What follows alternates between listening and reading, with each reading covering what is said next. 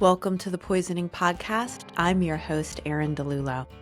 And today we're joined by Glen Muse of Texas Pictures, a filmmaker using his lens to shed light on one of society's most pressing issues, addiction and the opioid crisis. Through raw, honest, and deeply human documentaries, Glen captures the struggle and the resilience behind the headlines we all read. Join us as we explore how Glen's storytelling can drive awareness and spark change. Enjoy the podcast. Welcome to the podcast, Glen. Thank you. Glad to be here. You know, the opioid crisis and fentanyl poisoning is our focus here. And it's often presented as a chart or graph, a national headline. But when I discovered you over the holiday weekend, you've approached it with a real local, personal level. It's so impressive, your videos. Well, thank you. Thank you. I started doing these fentanyl poisoning stories when the DEA were in Houston, and the local office of the DEA hired us to do that, to do stories like this for a family summit that they put on about fentanyl awareness, about fentanyl poisoning. And most of the people who attended were people who had lost someone to fentanyl, and our job was to create these stories. But when we started putting the stories on our YouTube channel, they really took off in a crazy kind of way.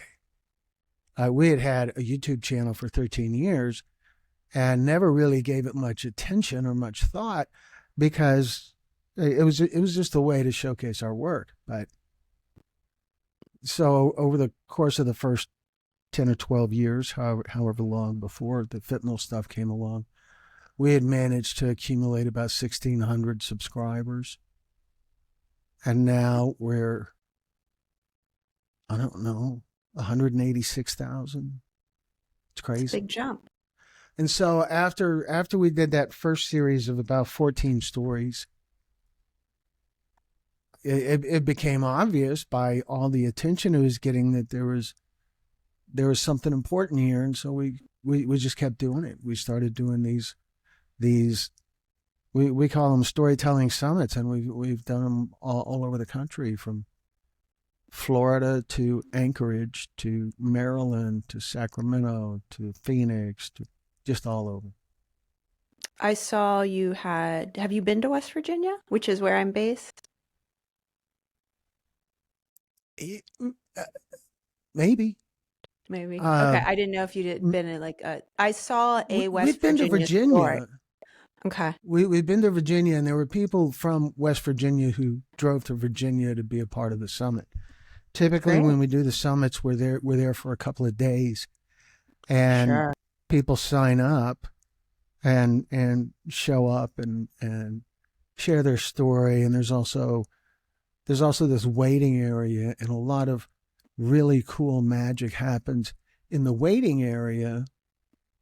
People like I'll do an interview with someone at 10 o'clock, and then someone else at 11 o'clock, and someone else at 12 o'clock, and then I'll come out to get coffee or whatever, and the 10 o'clock is still there in the other room, just visiting and chatting it up with people they'd never met before, but they all have this common bond, this common terrible loss. But there's this real cool magic that happens in that room, aside from whatever happens during the interview. You know what I mean? Yeah, the mutual grief probably that they're all feeling, you know. Yeah, the bonding just right away, just away, totally connected right away. It's really awesome. I have found in this space that people who have totally different political beliefs will come together and work together on it, you know, who you would never think would be friends, total opposites on the spectrum. And it's surprising to me. And it's great. It's really great. to see people put other differences aside to work in this It crisis. is. All those other differences really just vanish.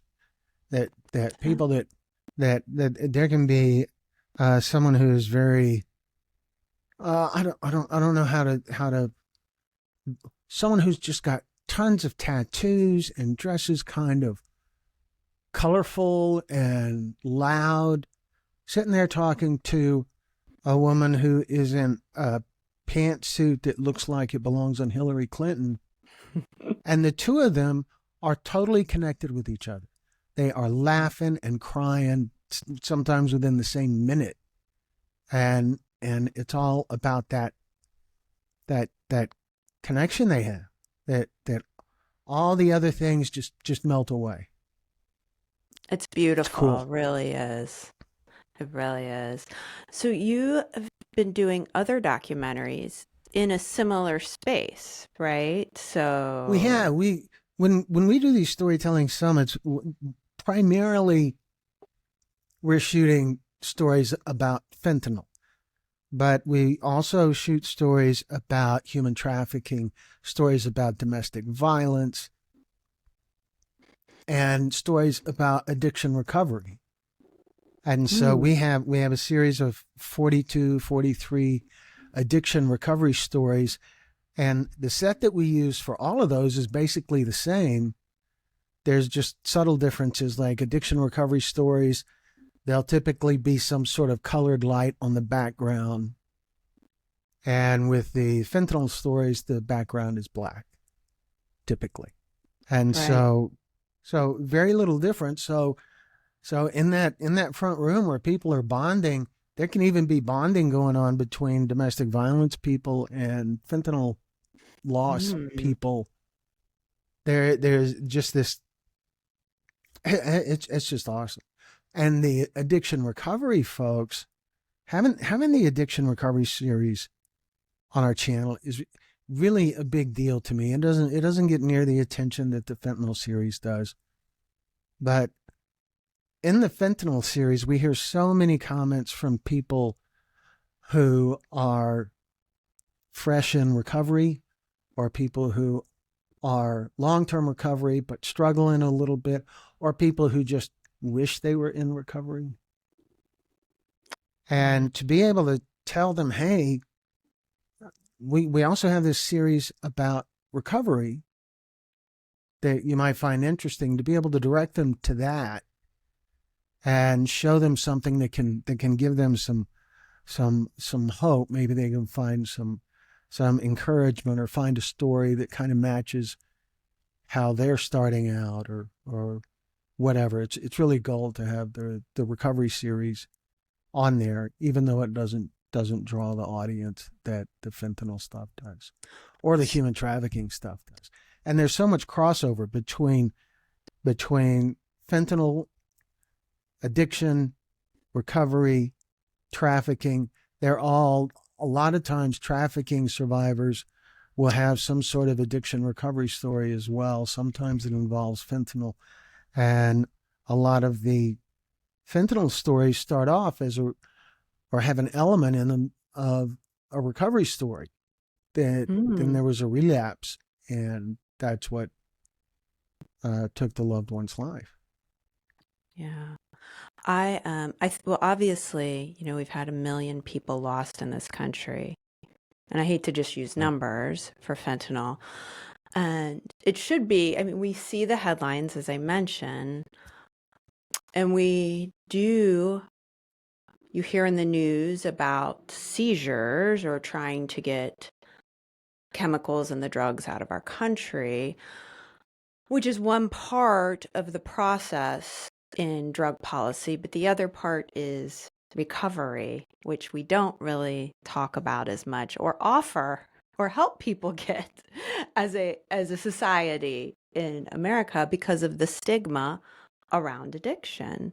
But these numbers that you're getting, the views, the millions of views, tell you people relate to this.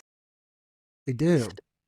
They do, and in a big way. A lot of the comments that we hear are from parents or siblings who've lost someone who just unload in the comment. They will Mm-hmm. write a paragraph or two or three and just share their similarities with the story that they're commenting on. There's really so much going on. We have I just finished episode 249 in the Wow. series, and that's less than 2 days worth of loss in this country. That Mm. we the latest numbers that I've heard is about 200 a day.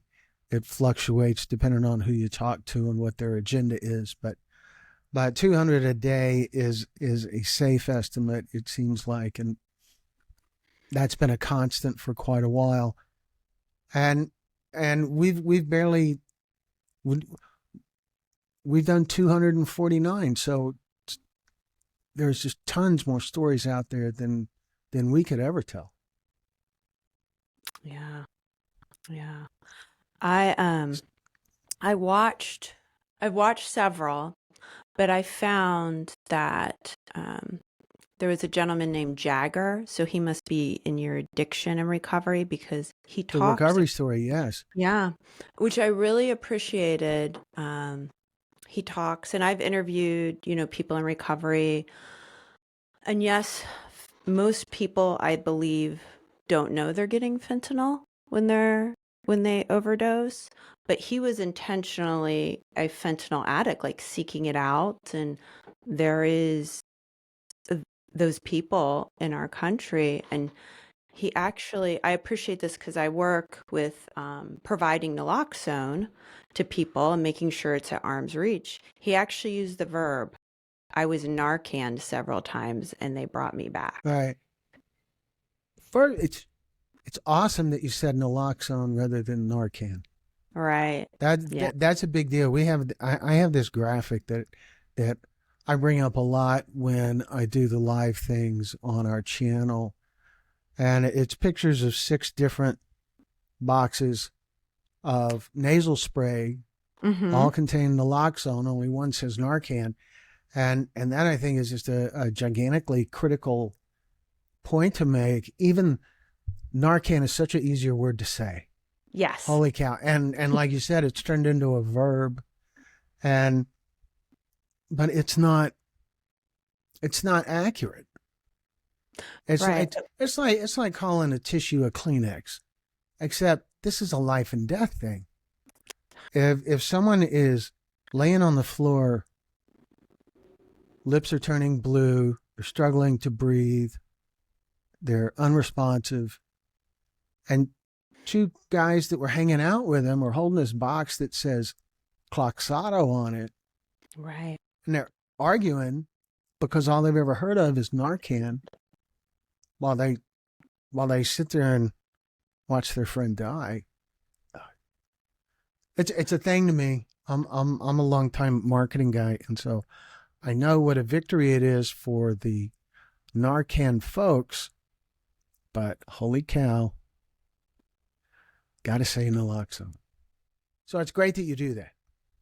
Thank you. Well, I think you just made a really great point that we haven't heard on the show yet, that it could be confusing to people Yeah. when they see a different brand of it. I know, I mean, I think I have 4 different brands of naloxone in my house right now. Good I job. work in this space, so that's not surprising. But you're right, the average person may go, well, what's this? I'd never heard of Patagus, or what is Teva, or what is, yeah, Clixotto. Uh, Right. can be quite confusing. Yeah. And actually, Cloxato is the only one that I'm aware of that has a higher dose. It's Cloxato is an also 8 prescription only at the 8. I know this too. It's 8 milligrams, so it's prescription only. You can't get it over the counter. when I've seen it, I don't have any right now. People, Yeah. when we go and do these stories, there's always fentanyl awareness advocates involved, and oftentimes they'll give us cases of some form of naloxone. A lot of times it Wonderful. is Narcan. See, Narcan. Uh, Sometimes it is some other brand, but it's always naloxone. And we've gotten Cloxato before Okay. given to us. And there is there's a study in the Journal of the American Medical Association that their findings, they used a really good word that was something a little bit short of conclusive, but their results implied that a higher initial dose acts a little bit more quickly. And when you're talking about hypoxia, about not enough oxygen to the brain, holy cow, seconds matter a lot.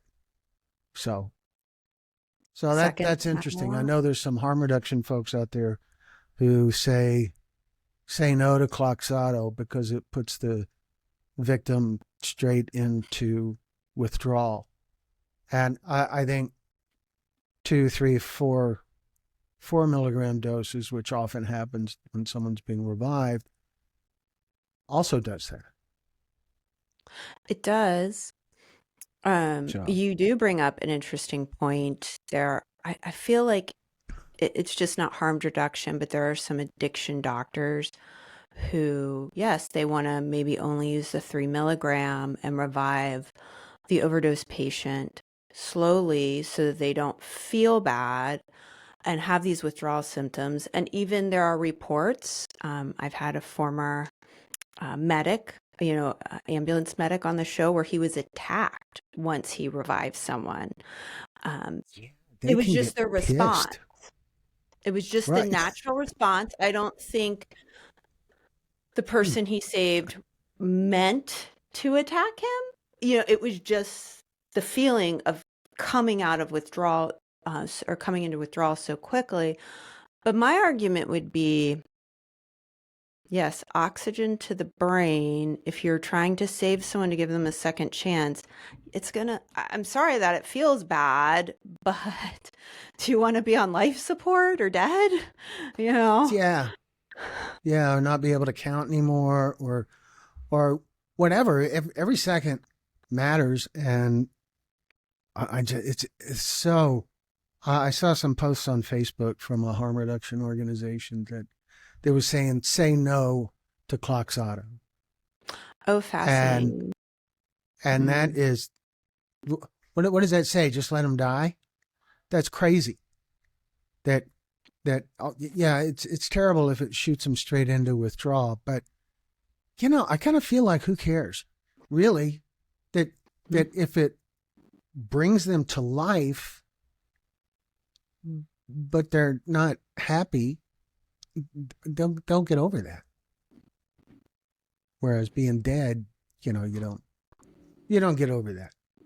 So No, you don't get over that's just being me. dead. That I No, we even work with a product that is like the EpiPen of naloxone. It's called mm-hmm. Zemhigh, and you put it in the leg muscle, and there's studies that show that that works faster and brings someone back faster.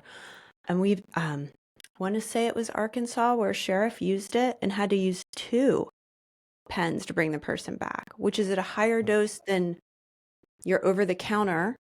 So how, I mean, when people are using 4, 5, 6 over the counter, you're just Yeah, making it yeah. longer, It's riskier. right. So it's one of those things where you just have to whatever you've got is what you've got.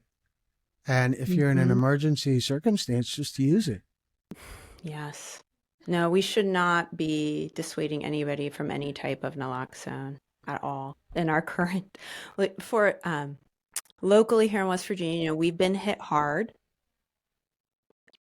with the epidemic from day one. Right. Purdue Pharma, put Oxy on the ground here, just like candy. And we've had our overdoses just drop statewide, which is great and due in part to naloxone. But then locally, we've just seen a rise in my area of the state in overdose deaths because the type of fentanyl that's just showed up is so strong. It's Yeah, overpowering. It's the really, we've nitazene. been the way that we do these storytelling summits is they always start with someone in whatever area contacting us, Hmm. and the amount of people that we're hearing from in West Virginia has gone way up. Well, please come back. I would love to help Well, we organize are going to it. be in Virginia. We're supposed to Okay. be in Portsmouth, Virginia. I don't know. I'm sure they That's all told right. We'll me. email about it. It's and it's July. It's in July, I think. Okay. But Good. depending on how that sorts out, some of these trips we fly to, some we drive to, and if we drive, we can have a summit somewhere in West Virginia as well. We Perfect. can we can do that. The summits are way cool. That could be cool for you guys to be involved in. Yeah, I'd love to participate in that. So here's more of a deeper question. Fentanyl is portrayed as the villain itself. How do you think about humanizing the people involved without like oversimplifying or sensationalizing it? Making making the crisis human, I think, is vital to motivating people to fixing it. Hmm. It to me, what stands out to me as being an elephant in the room is demand. Yeah. Is that nobody really talks about demand, and without demand, there'd be no reason for cartels to ship the drug into the U.S. or for people domestically to be setting themselves up with pill presses, which is also happening. And it's only because there's a demand, and we kind of skip over that. Hmm. You know, Netflix didn't put Blockbuster out of business by going after the supply. The movie Yeah. theater or the movie studios and the distribution companies, Netflix went after the audience and gave them something, gave them a better option. So I'm sure Blockbuster could explain that very well. Also, if you could find them. Yeah, if they were in business. Yeah. Yeah. No, we need to do a much better job of educating young people, but also helping the people. You know, we're in 25 years plus of this crisis. And if you are in a household where your caretaker or parent was on Oxy and they most likely never got help because once, that just wasn't part of the settlement deal. That's how you saw people deal with trauma and pain was medicating it for at the time, which was a legal medication. But then when that was Right. taken away, heroin. And it's just this cyclical being around that type of experience as a child. What does that teach you? And we're not helping break that cycle. Right. That really even stuff like drug advertisements Mm, normalize the idea of turning to drugs as a solution for any little problem that you have. If right. you want to lose some weight, turn to a drug. Don't lay off the ho-hos. Take a drug. And so there's a deep cultural problem with seeing drugs as the big solution for everything. But once you're in that addictive, once you're in that mode of addiction, you need so much help, and it's so hard to get off of it. The relapse rate among people that are in recovery is so tragically high. And relapses are especially dangerous for someone who's been in recovery for a while, because when they relapse, they tend to go back to the dose they were at when they started their recovery. And that dose that was no big deal then is lethal now because it's all out of their system. So, Right, their tolerance, they have no tolerance right, anymore. for sure. The one of the other stories, more that I saw was, I think it was Misty Griffith. She was a nurse, and it was a 6-part story you did. She lost her daughter. But even when, and this struck home to me because I talk about naloxone and fentanyl like every day of my life. But she was a nurse, and I've met nurses who, she's like, I'd heard of fentanyl because, as a nurse, it's used for cancer patients or it's used in an epidural. But the impression she gave me when she was telling her story is that she really wasn't very much aware of it in the illicit drug space. And I Right. have met nurses in that same, like, they don't have naloxone on them. They're like, I've heard of fentanyl, but they don't understand. Like, even our whole healthcare community is, I think, being failed by, Yes. this is like our number one killer of 18 to 44-year-olds. So even if you're, a surgical nurse, you should still, like, doesn't your hospital give you naloxone to keep on you? It doesn't happen. So every time I hear stories that, oh, naloxone's everywhere, everywhere, everywhere. Now, you have a following. What you're doing is great with summits. So I can see people wanting to come to the summit, donate it. But people in their everyday life are not carrying it or having it close enough when it's needed.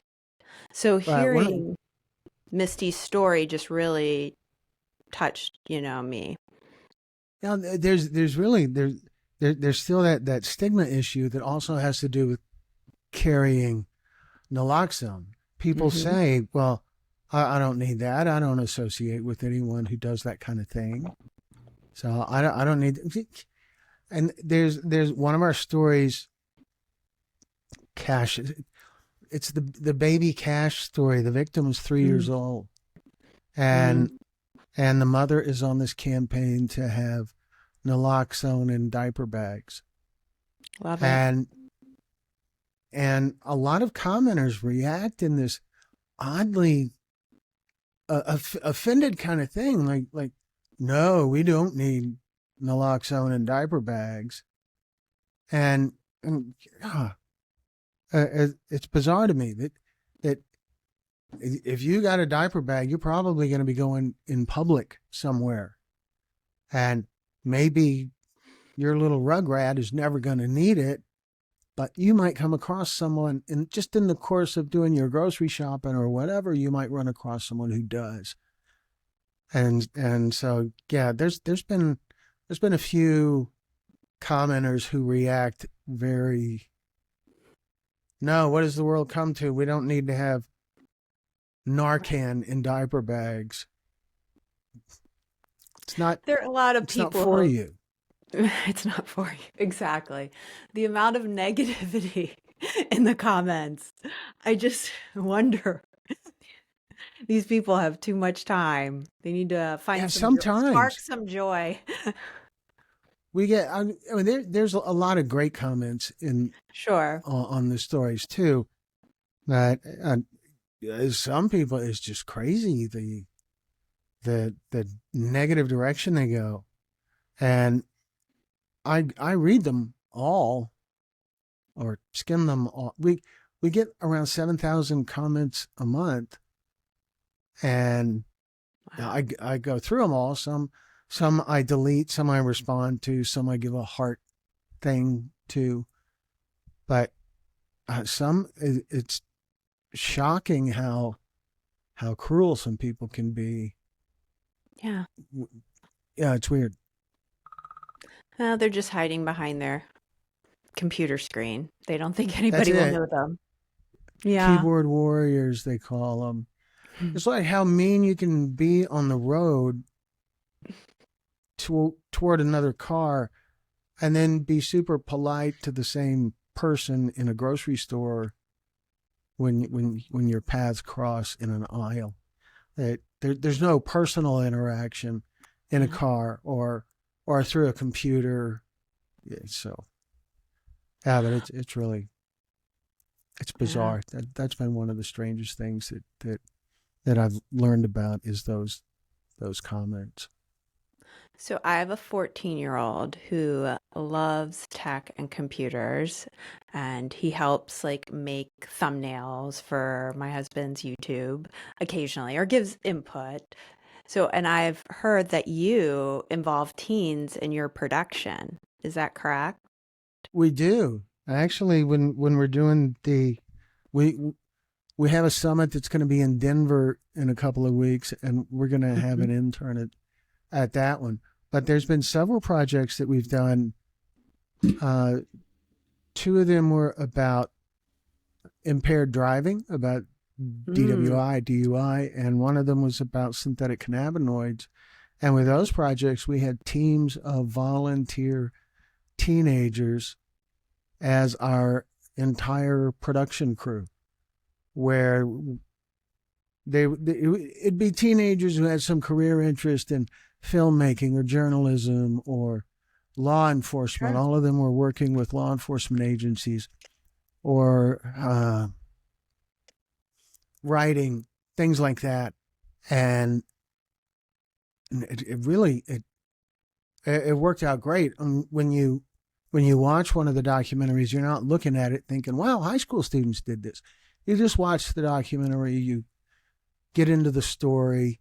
One of the girls that was on the first team, her mother says the reason she got a full scholarship at Ithaca College in New York for filmmaking was because of the documentary. And that Amazing. And when she graduated from there, she went to work for Showtime. Another girl that was on one of our teams is now a producer at the Hallmark Channel in Los Angeles. Wow. And then plenty of the kids on the teams didn't do anything. That happened too. But still, they had great value. They got to see all kinds of access, because we were working with law enforcement agencies and we were doing ride-alongs and going to crash scenes and going on drug busts and all kinds of crazy stuff. So it was very cool. That's great. I hope you continue to do it. Oh, me too. I hope so too. I think that there's a project in fentanyl using this team approach. Yes. I think it's great to see them hear the stories, the reality of it, and why you should not take drugs. Just even that, even I know they're getting the creative experience, but just seeing people's grief.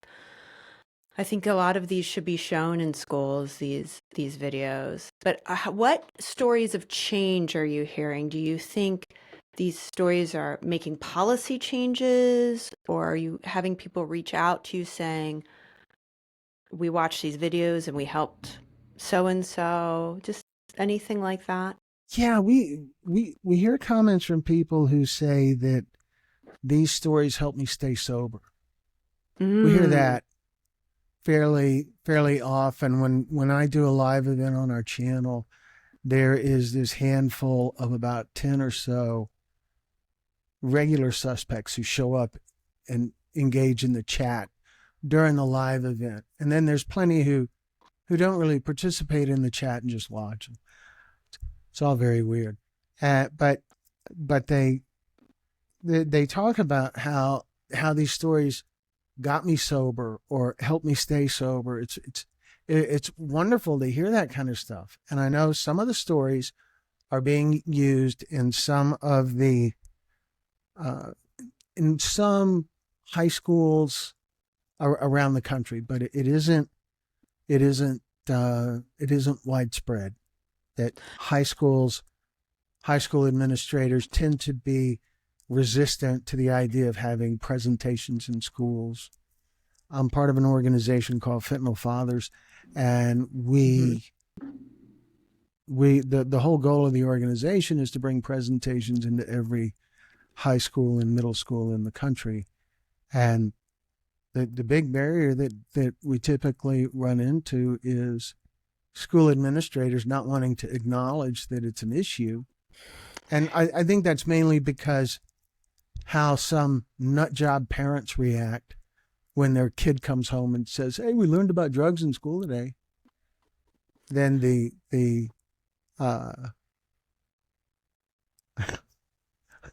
I don't know if you guys can hear that or not. But then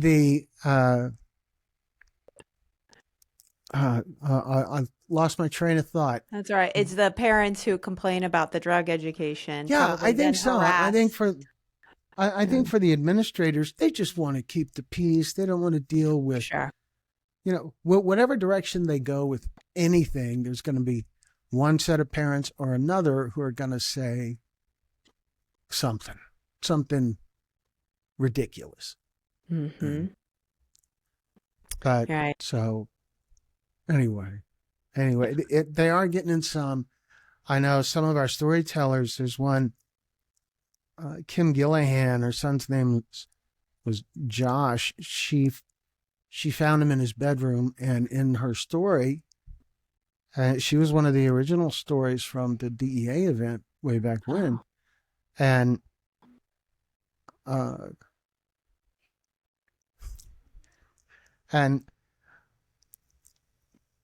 her story has video of her finding her son, home security footage of her finding her son. It's very impactful, and I know that has been used in some schools, and it has a real impact on the kids.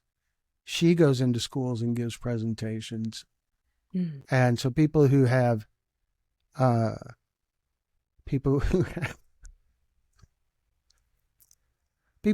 personal experience and they share that with the students, that seems to have the biggest impact. Yeah, I would agree. So you've basically been immersed in such a intense and sad issue. How has this changed you as a filmmaker and as a person over the years? It's not it's not as hard as you would think. Okay. At least for me, that when we do these stories, it's certainly sad to hear the story, and as I listen, I have the advantage of some distraction that while the person is talking to me, I'm also interacting with the camera, and I'm monitoring the audio and making sure everything's working right. I'm hearing everything that they say, and there's been times when I get a little choked up, but I've been through so many of these. I know when the interview is over, I know that the storyteller is going to get up and feel better than when they sat down. They had this chance to unload, and they had this chance to do something that pulls just a little bit of value out of their loss. And so the whole time I'm sitting through the interview, I know how it's going to end. Right. I know what's going to happen when the interview is over. And so, I'm going to show you. Yeah, please. Yeah, I got to have a visual aid here. And so when it's over, I come around from behind the camera. The arrangement we use is sort of like a teleprompter. In our stories, it looks like the storyteller is talking right to the lens. And what they're really looking at is a reflection of me. And so when they share their story, they can't even see the camera. So it's very comfortable, very, very relaxed. Now, the topic isn't easy, but every part of the experience that we have any control over is very easy. So when it's over, when it's over, I come around from behind the camera and they hug me, man or woman, doesn't matter. They hug me hard. And so, and they have this, I don't know if joy would be the right word, but they have this relief and they're moved by the experience. And so when the hug's over and they start to back away, I reach into my pocket and I give them one of these. Glen was excellent. I knew off top. I said he's great. I was able to share my experience with others. It was wonderful.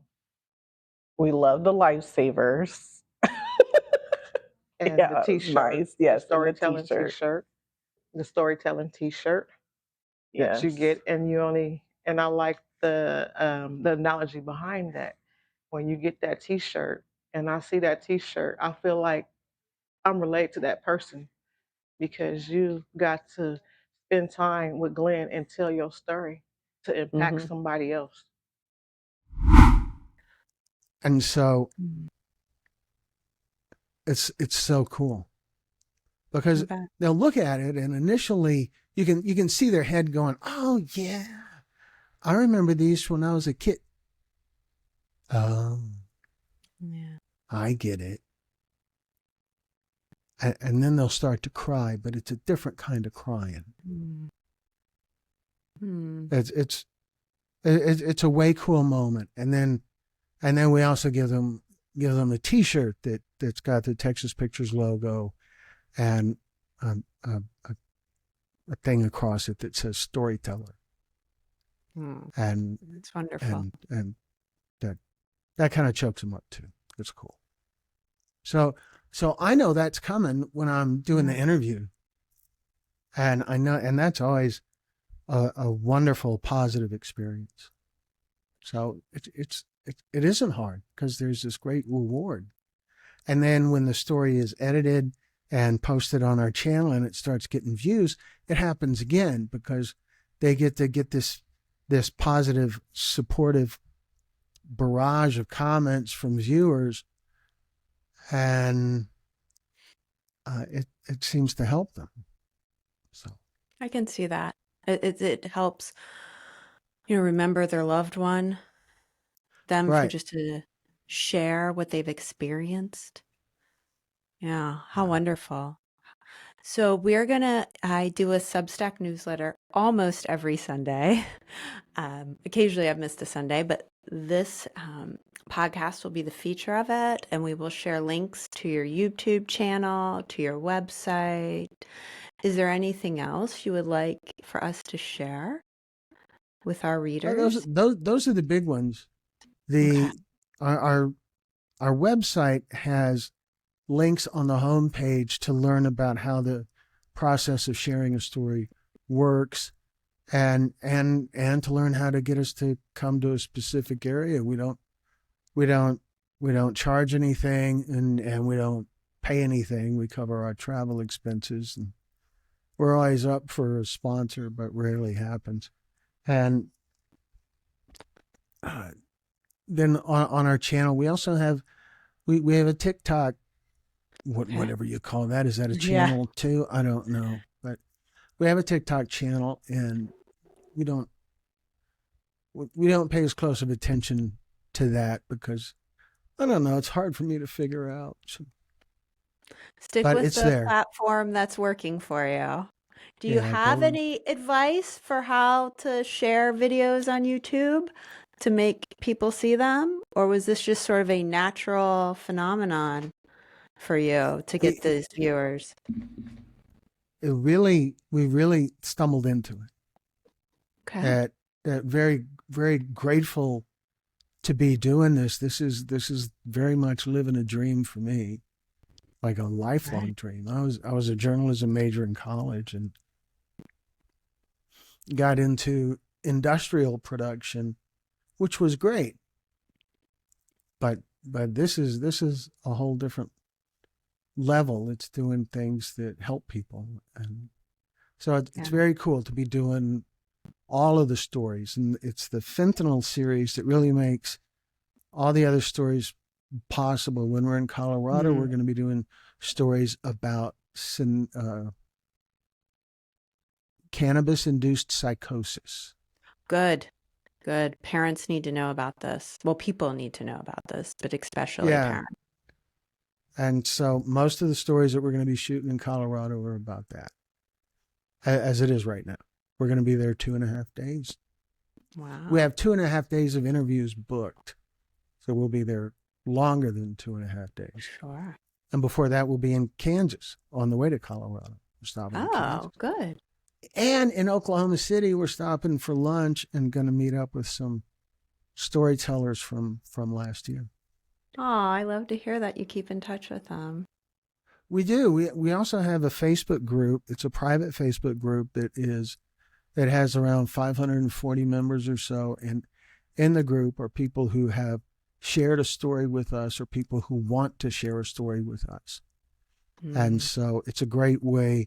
Whenever someone asks us about sharing a story, I always tell them to message me on Facebook and tell me you want to be in the group. And I'll send them an invite to get in the group because you can't find it by searching because it's private. And then whenever we have an event, wherever, we announce it in the group first. So if there's anyone in the group who's in that area, they get first crack at signing up to share their story. So that's our system. It's a great system.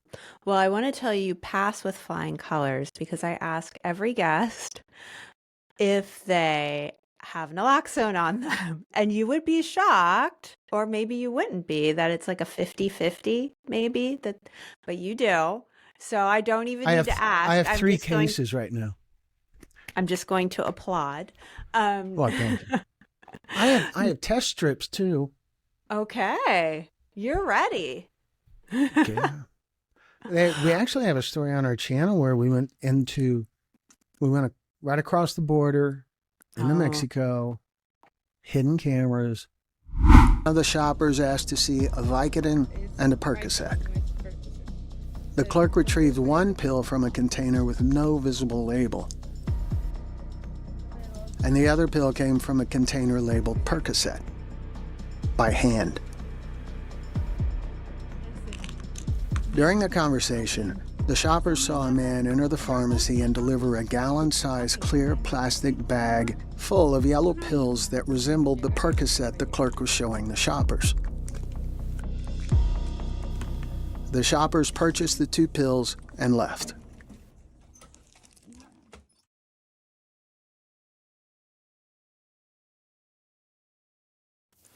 At a secure location, we tested the pills for fentanyl using fentanyl test strips, which are available on Amazon, but illegal in some states. We tested the Vicodin first. The process requires crushing the pill into a powder.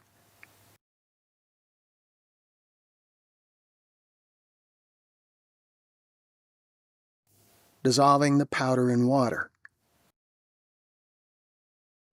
Submerging one end of the test strip in the solution for 15 seconds. And waiting for the results. 2 lines on the test strip indicate negative. 1 indicates positive.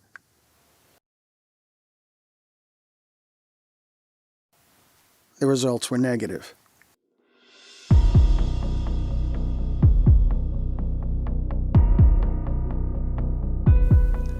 Then we tested the pill labeled Percocet using the same process.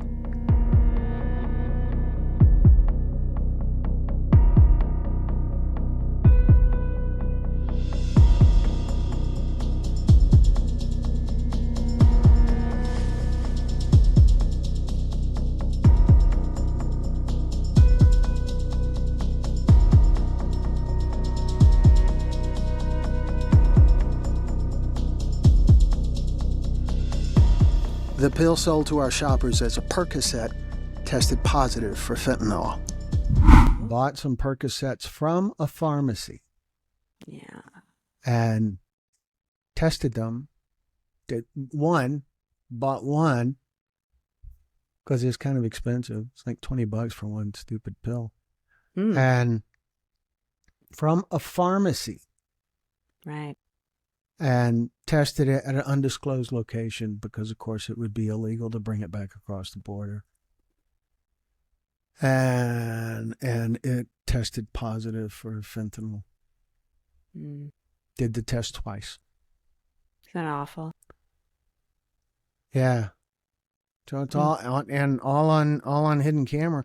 And the reason we did that, one of our stories was from the area that we went to, and the victim went across the border and bought a pill at a pharmacy and died.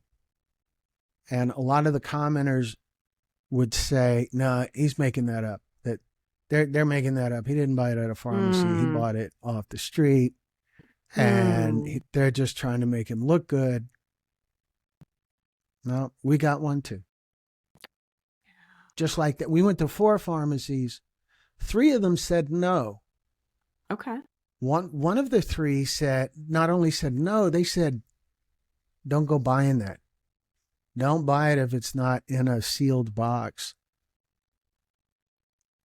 But one of them sold us an individual Percocet. They took it out of the little amber colored jars that pharmacies have, and written on the side of the jar with a Sharpie, it said Percocet. And that's where the pill came from. That's a whole, so it's on our channel. That one's called Fentanyl, the Border, and the Poison Pill. I'll look that We up. also have a cartoon. If you ever get a chance to make a cartoon, I would suggest not. Yeah. It's ringing home. My husband just used AI for one of his videos to turn himself and his guest into cartoons or babies or something. Right. But you were doing it the probably non-AI way. Right. We were doing it the traditional way, and yeah. And it's these 2 guys. It's called A Walk in the Park, and these 2 guys, they're named Cletus and the Wise Guy, and they find this guy overdosing on a park bench and give him naloxone. And all 911. Of course, Cletus keeps calling it Narcan, and oops. the wise guy says naloxone. It doesn't matter. Yeah. So it was an interesting adventure, but that's on our channel too. Oh, great. Well, Glen, this has been such a pleasure. Thank you for coming on The Poisoning. I appreciate you having me. Yeah. I appreciate being here.